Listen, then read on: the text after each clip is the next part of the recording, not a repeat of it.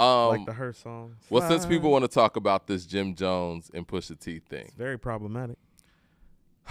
To give a quick backstory or whatnot for the people who have just tuned into hip-hop and haven't been paying attention, Jim Jones was asked about Pusha T being a top 50 MC. I think that it was the Billboard list, right? And Jim Jones goes on this tirade talking about, nobody wanted to dress like Pusha T, blah, blah, blah. He's not top 50. Doesn't have the impact. He said NBA YoungBoy is better than him. And again, my thing is, personally, I think that, obviously everybody has their opinion, and that's cool. But the tone from where Jim Jones came from, it felt like it was coming from a different place than you just sitting here talking about an MC's placement. And I think that it's noteworthy. These guys are literally from the same era. These guys are part of the era that transitioned from the CD era to the digital era, and you would think there's some level of camaraderie there, and for him to go all in like that was kind of weird.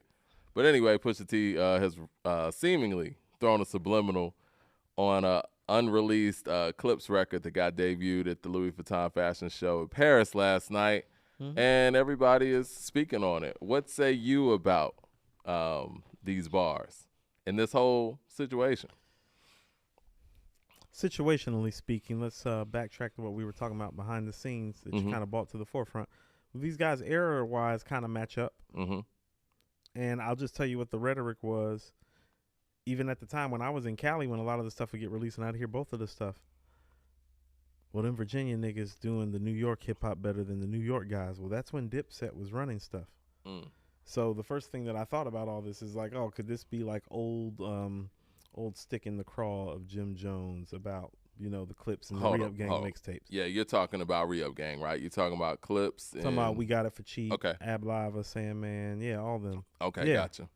Yeah, like in killing it too. I'm about to say, and quite frankly, those We Got It For Cheap mixtapes were better than all the music that was coming out of from New York, including the Dipset stuff. So that's where I really thought some of this smoke and fire came from. But then I thought about it too. Well, there's some allegiances and ties to Wayne. You see what I'm saying? Yeah. Some allegiances and ties to Wayne. The Jay thing. There's the Jay thing. Even though Jim Jones and Jay have cleaned it up, but yeah. Right. And then there's just also the whole, well, Pusha T's alluding to some clout chasing and trying to get, maybe somebody notable who's close to Wayne on a feature. So there's a lot of smoke. Usually where there's a lot of smoke, a little bit of fire. But I mean, I think we all know Jones don't want to do this like on the mic, do we? It does seem like a clout chase because I think that Cam and Jewels don't want to do this on the mic. I know Jim don't. Respectfully, I think that and Jim no matter Jones, if it's respectfully or disrespectfully, they don't want to rap with him. I think that Jim Jones is an overachiever Absolutely. in the hip hop game, period. Absolutely. And I think that he's had an incredible career that none of us, probably other than himself, could even see coming. The biggest song that ever came out of their camp, that belongs to him, which is crazy. It is crazy. I never would have thought. It's a fact. No, it's a fact. So it's one of those. I'm not saying he doesn't deserve respect. No. I'm just saying it's like you said when we're talking about super teams. Are there levels to this? There's levels to MCing and super MCing. The Jim Jones thing, it kind of puts me in the mind of a Juicy J thing as a 3-6 fan. He's the last person in that group, or maybe second or third last, that I thought was going to blow up as a solo artist. I always looked at him as one of the executives and a producer, right? And in the 2 Chainz thing, I think what Jim Jones did, even though he did it before them, is similar to that. It was like, I never thought that he would be the guy with the biggest record. I don't agree with you about Juicy J at all. I thought he was a star. How about this? The verse on Chicken Head is when I thought he was a star. And also Juicy had his own comment, so when Juicy was coming. Yeah. And so you kind of knew when Juicy was coming, and then the verse on Chicken Head, the way he sewed it up, I was like, oh, no, Juicy star. Remember the video he had on the little hat? No, Juicy No, you're right, flexing. with the fangs and everything. Yeah, Juicy was flexing. And, I think what it was, I had my favorite members of 3-6 at the time. That's like, what it was. You had personal favorites. Lord Infamous was like my personal favorite, so I couldn't see it. See, he's a better rapper than Juicy, but he ain't no star like Juicy. He's not. And so when the Tear the Club Up Thugs album came out, I was really checking more so for Lord Infamous and what he was doing. But listening back to it now, that was really Juicy J's coming out party. That's the record the Slob on My Knob is on, right? And I think that from there, you should have been able to see, or I should have been able to see, that he was the star. Saying all that to say, Jim Jones is the overachiever in that crew, and just period, right? But I do think, and I think everybody out here could contest to this, he shouldn't be out here talking about who's not this and that rap-wise, right? Like, Pusha T's an incredible lyricist, and even if you think he's one-dimensional subject matter-wise, he's a wordsmith, and, you know, he puts words together. Listen to his verse on Runaway from My Beautiful Dark Twisted Fantasy. He can do these things.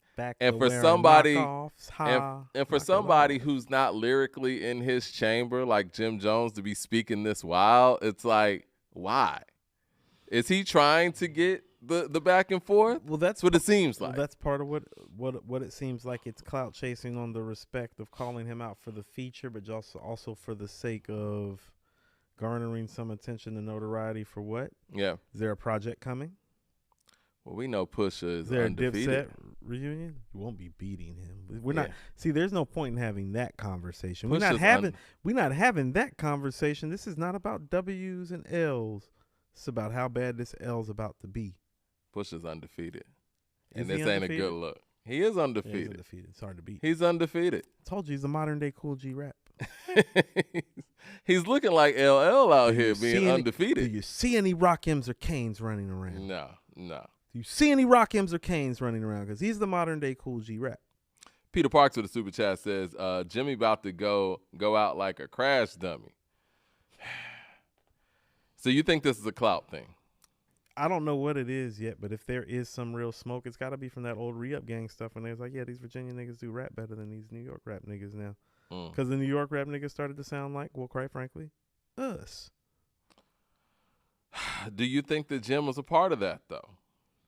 Who was the biggest in New York around the time that those re-up gang mixtapes and the clips were popping and circulating, and Hell Hath No Fury and Lord Willin', and, you know, in between the book in those mixtapes, essentially, because there's Lord Willin', the re-up gang run, Hell Hath No Fury, and then there's the re-up gang actual album, and then there's like Pusha T's mixtape career starting, and then there's Till the Casket Drops. Well, isn't Dipset run at the beginning of that?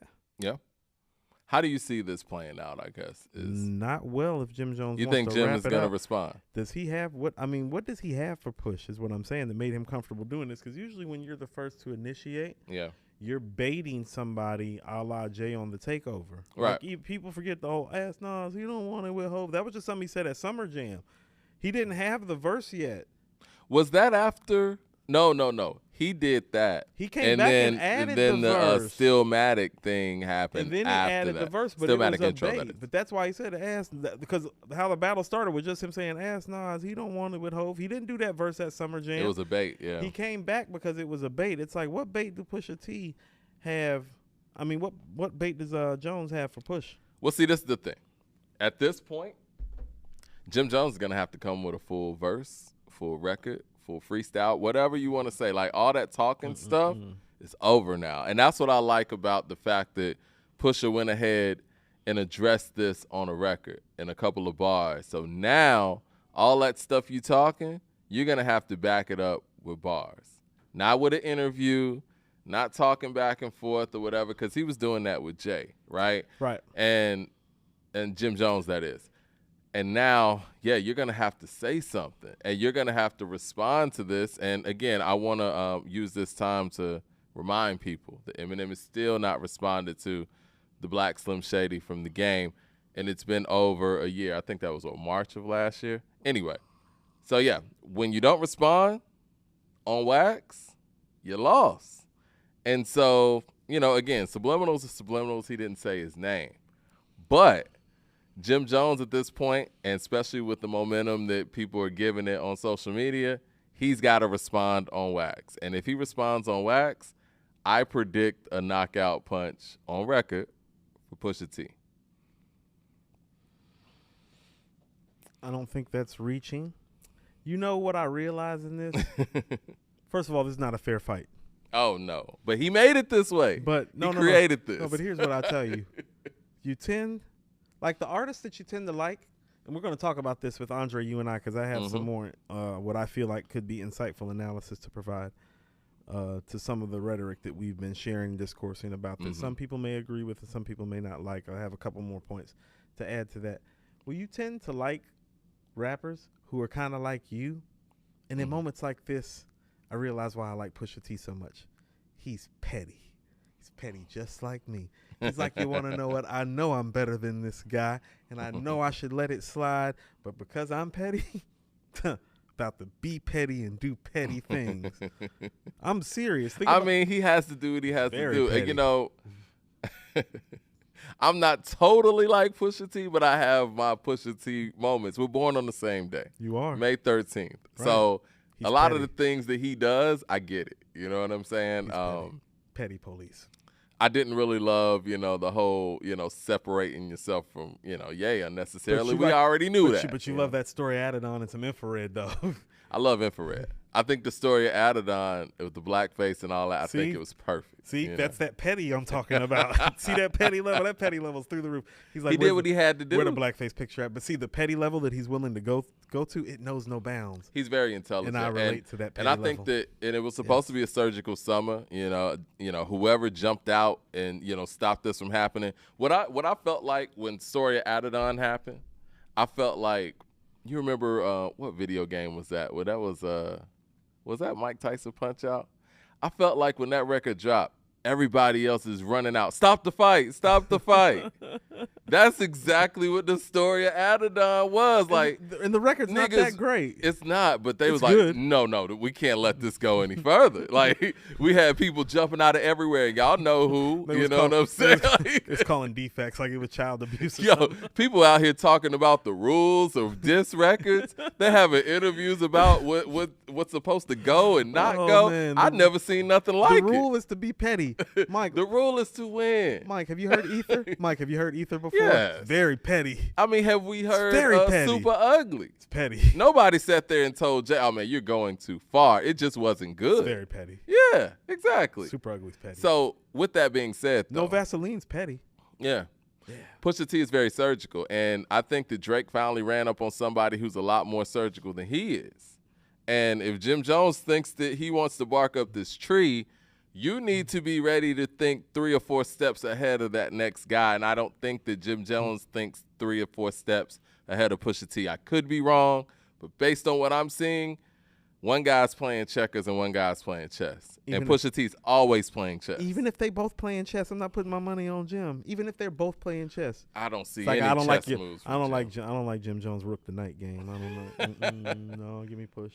Mad Max with the super chat says, you'd be left with 3 pawns and a king fucking around with Jim in this. Right. You're not going to win that way. Mad Max with the super chat says, if Bron passed him the ball, Kevin Love would average more points.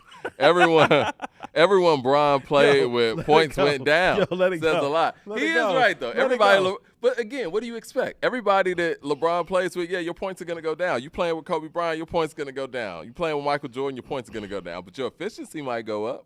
First of all, if your points go down, that's because the trust isn't there like it should be, which means there's something performative going on. Mm-hmm. Because it's not like guys haven't scored next to him.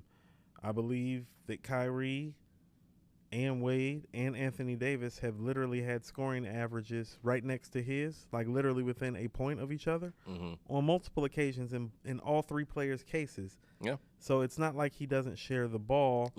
Kyrie did in the finals.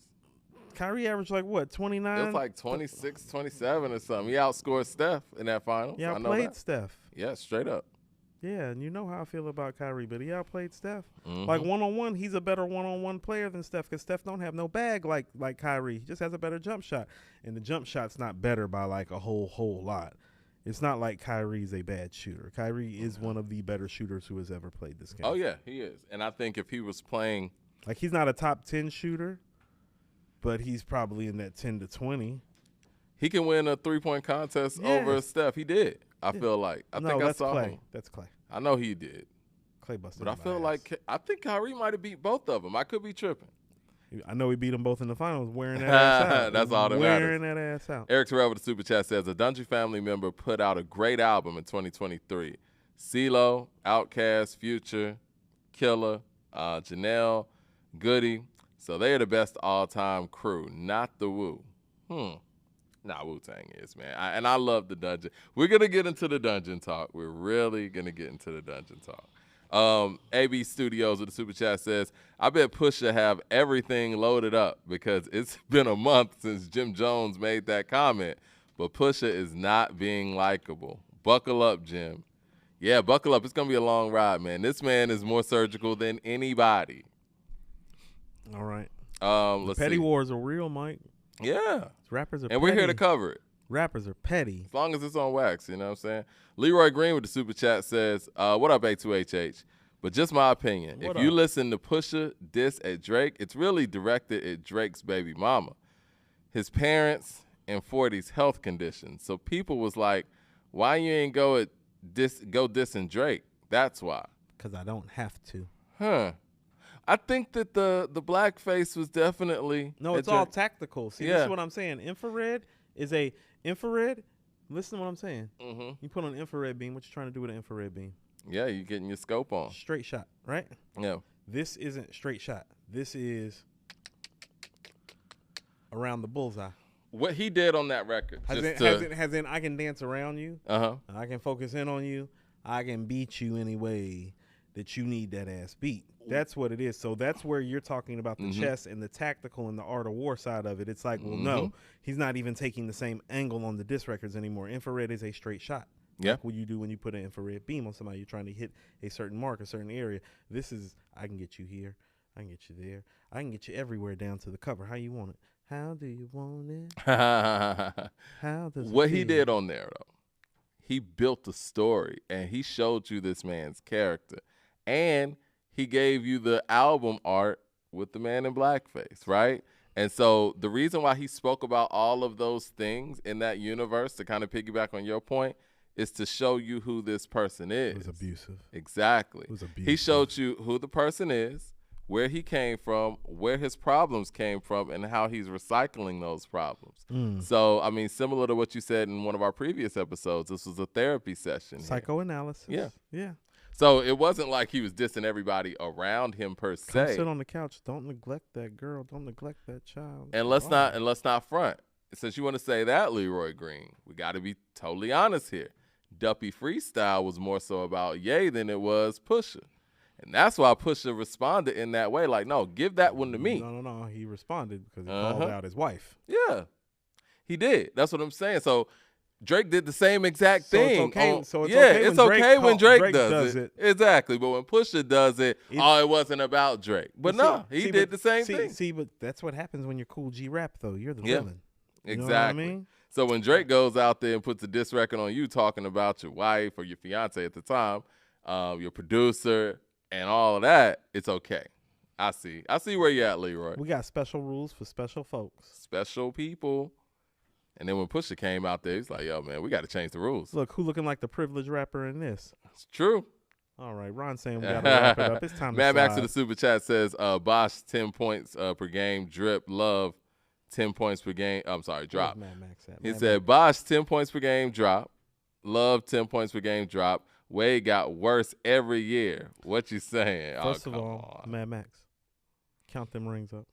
Mad Max is a LeBron hater. He is a hater. See, here's the thing about it. I might be a Kevin Durant fan, but when have you ever heard me say Kevin Durant's better than LeBron James all time? Can't say that. You feel what I'm saying? Say that. Yeah. It's just not right. Yeah. And I'm not a super LeBron fan like that. Like in awe of him in the way that I was Jordan or certain other players, but I gotta respect the game. Yeah. The game is what it is. This man is great. And what he's doing is incredible. What he's done over his career, phenomenal. And I don't think we'll ever see anybody play this long, this great again, unless Kevin Durant literally just is about to do the same thing, which I don't think he's about to do. Case. He is. You don't play 20 years at this level. No. Now, do I think KD is better than Steph Curry? Yes. Oh yeah, that's not even a conversation to me. Esquire with the super chat says, Jim ain't on Push's level, but his opinion wasn't far-fetched considering a lot of heads share his opinion. Don't shoot the messenger, Pusha fan. Now, I agree with that. No. But again, there's ways to say those things without saying things like, man, I ain't never want to dress like Pusha. Like, you're in the same era. Like, again, y'all know how much I respect T.I. on this show, right? I never wanted to be like T.I. because T.I. came around during a time when I was grown. Grown-ass man for one. Exactly. A grown-ass man for one. Exactly. Second of all, you want to know why? he's saying ain't nobody dressing like Pusha T or those things. Mike, once again, who's running it in New York around the time that Pusha T is coming up? Right. Yeah. In his mind, part of why Pusha T is who he is because who Dipset was in New York around the time when Pusha T and them are making their come up. But Mike, did you ever hear anybody talk about those Dipset albums or mixtapes the way they talked about those Re-Up Gang mixtapes? Not the mixtapes, no. I think Diplomatic Immunity was the one. The Cam albums.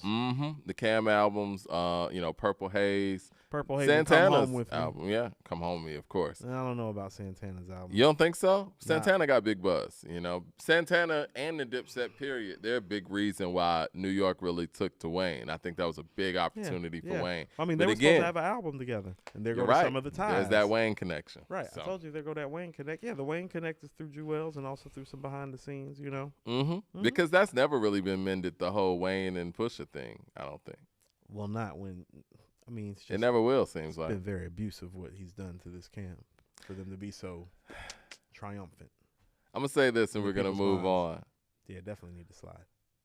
Is Wayne a top 10 MC when there's a guy out there named Pusha T that's been kind of bullying him around for the past 20 years? Well, it's not that he bullied you. He bullied your homie, too. Well, yeah, I know. That, too. So, no. I mean, both of them are considered to be top 10 guys. Walking around getting chumped off like that. That's why, but this is what I'm saying. What would Jim Jones say to that, though? The fact that you got, all right, I would ask Jim Jones because he said Drake is the greatest rapper of all time, right? He had Drake at number 1. So if you have Drake at number 1 and you probably got Wayne somewhere in the 10s, how is the guy that beat both of them not 50? I'm cool with Drake and Wayne being somewhere between 10 to 20. Right. What I would tell you is that Pusha T is probably right around in that range too. If the greatest rapper of all time to you got beat in a battle by a guy who's not top 50, one or two things is wrong, right? I don't play those Either games. That person should be in your 50 or that person shouldn't be number 1 to you. Well, Mike, bottom line. I don't subscribe to that, Mike. Yeah. But I know people should click like and subscribe to our page. Yes, like and subscribe. My number 1 MC beat the guy I got at number 2. There it is. That's what I'm talking about. And that's fair. That's what I'm talking about. That's fair. That's what I'm talking about. I mean, it's fair. I don't know what Again, I don't understand how you can have a guy at number 1 and you say the guy to beat him is not top 50. That doesn't make sense. Well, we talking about Cam, Purple Haze. That computer's not Putin. Yeah.